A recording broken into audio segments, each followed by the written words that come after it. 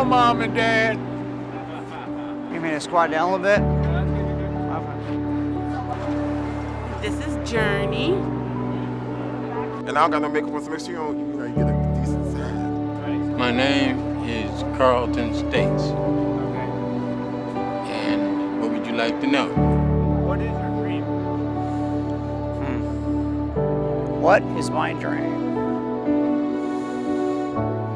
What is my dream?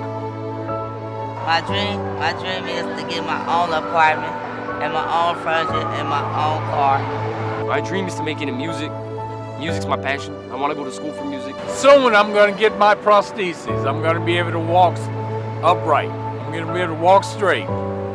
My dream is to have a home. Pretty simple, huh? Have a home, a job, be back in the mainstream of life again. My dream is just be alive, you know what I mean? Breathe, survive.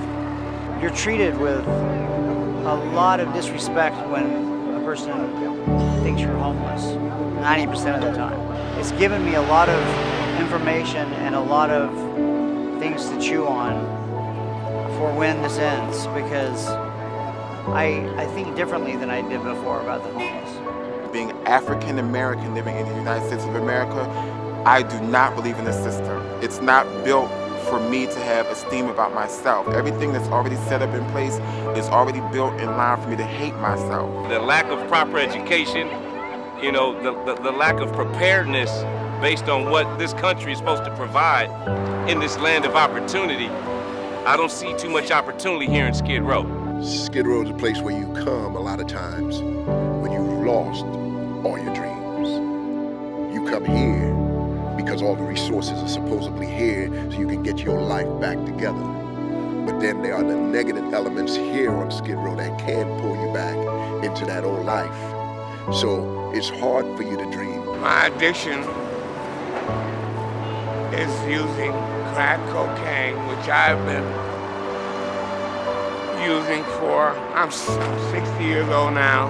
I began at the age of 25. It's screwed up. Being a heroin addict. And polluting, and then going to the dream. I come out too back, and then. Sometimes I look at my past mistakes and I tend to dwell on them. And I use the drugs to psychologically escape. I just overdosed last year. I was in a coma for 2 weeks. I got out. It took me 5 months to learn how to walk again.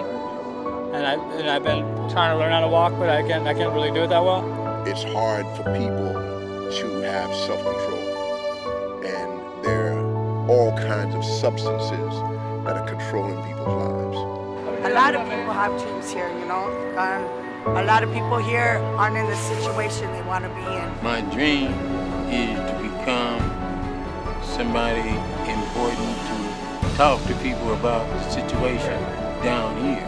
My dream is to become a pastor because I feel like that God has called me to that and to actually reach out to people that have gone through what I've gone through. Right now my dream is to help others, you know, to not go through the same trials and tribulations that I've been through. I just want to make our life better so that he can grow up and we live in our own house, has his own yard, and all that. We're not all beggars down here. We're not all people that asking for a handout. We're asking for help and assistance with what we want to do. We want to do it for ourselves, but we can't do it without help. People who go to the third world minimize the poverty of Skid Row and say, well, it's a little bit different than the shanty towns. But you can't put, some type of thermometer on the pain and say, well, this person's pain is greater than that person's pain. Throughout this whole 50-block community, what I see is homelessness. Some people, I even see hopelessness. But one thing that is present in each and every one of us is dreams. And there's a whole lot of dreams here in Skid Row. It's important to dream dreams because that's what wakes you up in the morning. That's what gets you out of bed. That's what makes you walk, put one foot in front of the other and aspire to get anywhere. Faith, hope. That's the only thing that keeps me going sometimes. That's my fuel and the only thing I'm running on half the time. And that's why the dreams of the people here on Skid Row, that's why they're so important.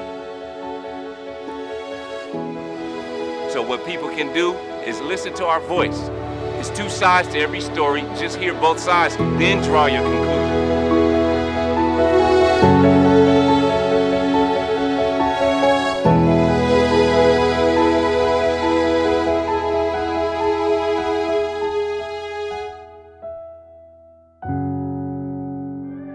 Here we have fantastic wealth, you know, and we have the technological possibility of making everybody on earth the enjoyer of an independent income.